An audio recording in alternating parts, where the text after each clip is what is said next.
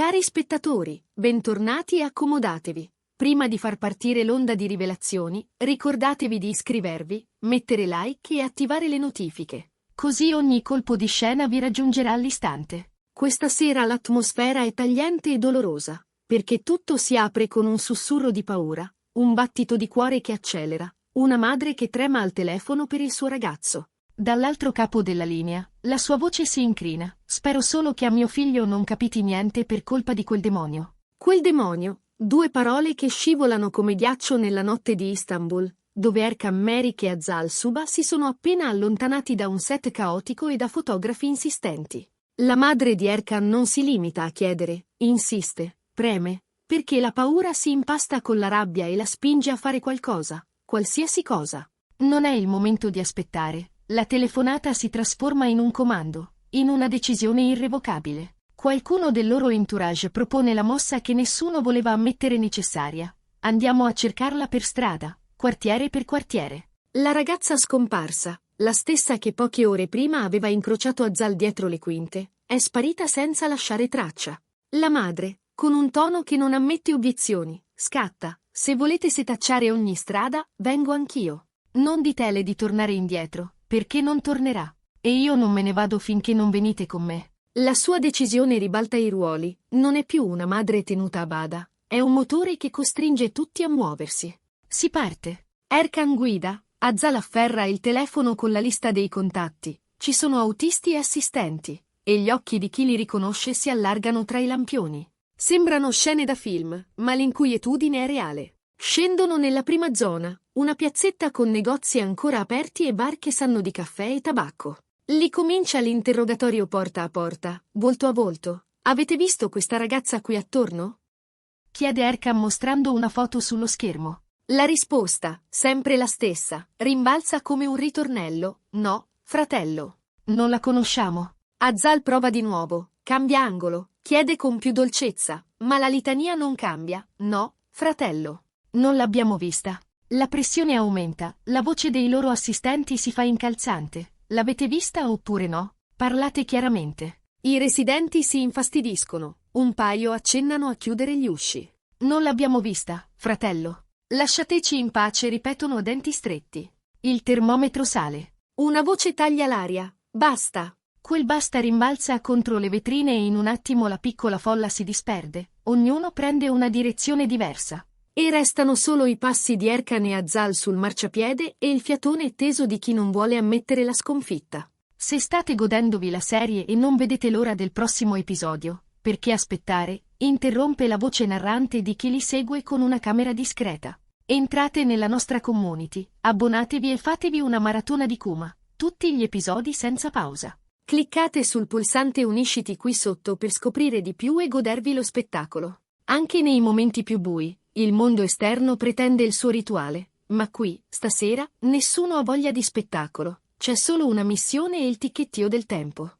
La ricerca diventa una corsa. Muoviamoci, via, sussurra Azal stringendo la sciarpa. Corriamo, andiamo. Si spostano verso un vicolo di case basse, dove un'ombra si stacca dal muro. Uno degli uomini della sicurezza punta il dito. Chi è quel tipo? Andiamo. Erkan scatta, ma non è uno scatto cieco. Si ferma a un passo, osserva, respira.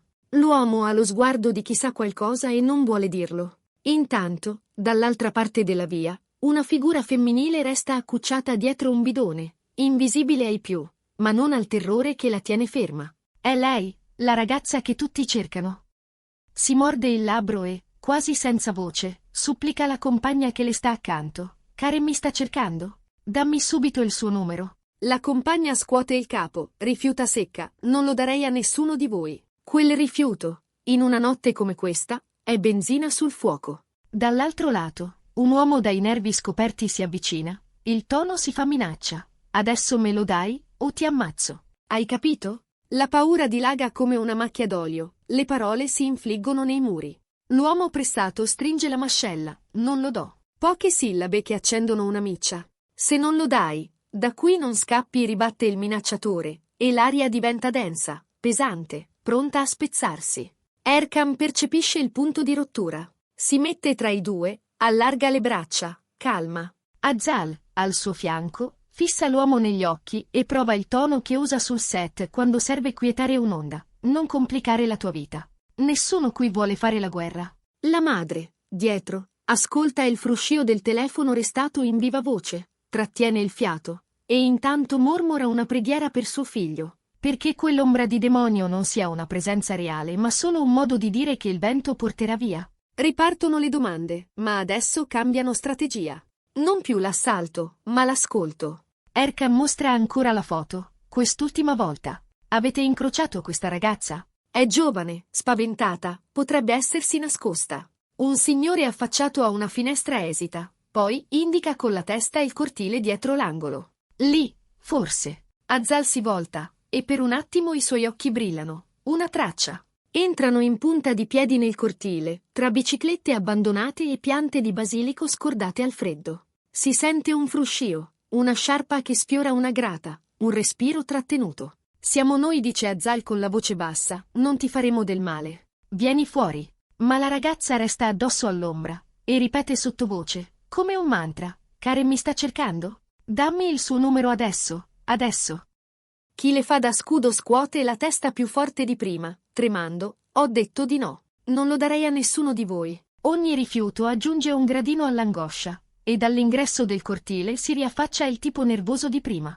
Il confronto si riaccende. O lo dai subito o finisce male. Chiarito, sputa l'uomo, le mani a pugno, le spalle rigide. La temperatura emotiva schizza verso l'alto. Erkan posa una mano sulla spalla di Azal e fa un mezzo passo avanti. Una di quelle mosse che negli anni l'hanno reso un volto amato. È protezione, non ostentazione. Non sei tu a decidere come finisce, gli risponde. Fermo, e nessuno qui morirà per un numero di telefono. La replica è un ringhio. Vedremo se esci da qui. Per un istante sembra che tutto stia per crollare, che il rumore del pericolo travolga ogni cosa. Ma allora, dal telefono dell'assistente, arriva un bip, un messaggio, una geolocalizzazione appena inviata da un contatto che aveva visto passare la ragazza un'ora prima, più avanti, vicino a un minimarket illuminato a giorno. È l'ossigeno che serve. Ci muoviamo adesso, dice Azal, senza alzare la voce, ma dando al gruppo una direzione netta. Andiamo, corriamo, le fa eco Erkan, e il cortile si svuota in un attimo, lasciando dietro di sé il silenzio pesante dei conflitti appena sfiorati. Nella strada successiva, i neon del minimarket luccicano gelidi. Un cassiere alza lo sguardo e li riconosce, ma non sorride, capisce dal passo che non è serata da selfie. Scusi, chiede Erkan mostrando la foto sul telefono, l'ha vista? Il cassiere guarda, poi indica l'uscita laterale. È uscita di lì, con il cappuccio in testa. Era in panico. Azal ringrazia e prega con gli occhi. Se la vedi tornare, chiamaci. È importante. Certo, risponde lui, ma fate in fretta. Le immagini del quartiere passano come in un montaggio frenetico. I gradini di pietra, i portoni spalancati, la pioggia che comincia a pungere. Ogni metro è una speranza, ogni curva un dubbio. Non perdete nemmeno un episodio di Kuma, 2 volte a settimana, proprio qui, dove ogni svolta vi arriva fresca, sussurra intanto la voce che racconta e archivia ogni gesto. Per altri clip e aggiornamenti regolari, iscrivetevi ora e attivate le notifiche, così nessuna piega della storia vi sfugge. Un'auto scivola piano lungo la via opposta. Da dietro un muretto si intravede una figura piegata, le mani al volto. Azal rallenta, solleva il palmo per zittire il gruppo. E dice piano, siamo noi. Sei al sicuro? La ragazza sposta le dita dagli occhi e annuisce appena. Stai cercando Karen? Chiede Azal contatto.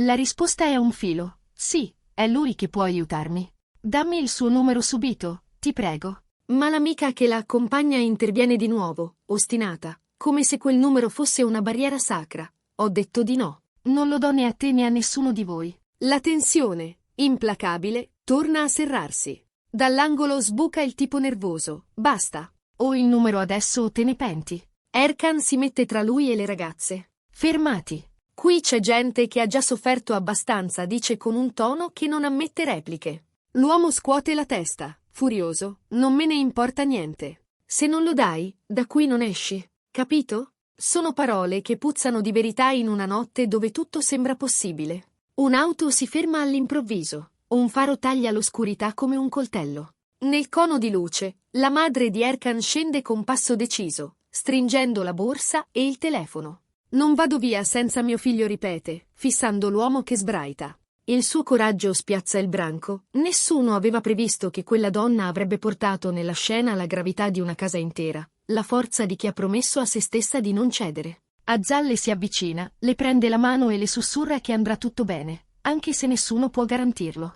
La ragazza, quella scomparsa, guarda quell'intreccio di dita, avverte calore, esce finalmente allo scoperto. Voglio solo parlare con Karen. Mormora. Va bene, risponde Azal, ma lo faremo insieme, con calma, quando saremo in un posto sicuro. Adesso vieni con noi. Partono in 2 auto, tenendo sott'occhio gli specchietti. L'uomo che minacciava resta indietro, lanciando occhiate che promettono altri guai, ma per stasera la sua forza si è incrinata. Arrivati in un garage privato, l'aria smette di pungere. Bevi, le dice Erkam porgendo una bottiglia d'acqua. Siamo qui per proteggerti, non per controllarti. E quel numero lo gestiremo noi, quando sarai pronta. La madre li guarda come se fossero ancora i ragazzi di una volta, e intanto ringrazia per ogni respiro che non le è stato rubato da quel demonio evocato poche ore prima. Ragazzi, dice alla fine, vi prego, non affrontate più il mondo da soli. Fuori, la città riprende il suo ronzio, e la cronaca di questa notte si sistema nella memoria come un episodio che resterà. Ma se volete recuperare ogni dettaglio, senza saltare un battito, ricordate, c'è Kuma con nuovi episodi 2 volte a settimana proprio qui. E potete fare la vostra maratona abbonandovi con il pulsante Unisciti. Premete adesso, rimanete connessi, e tenete le notifiche attive. Ogni svolta, ogni verità, ogni segreto tra Erkam Merrick e Azal Suba vi aspetta dove le storie non smettono di bruciare.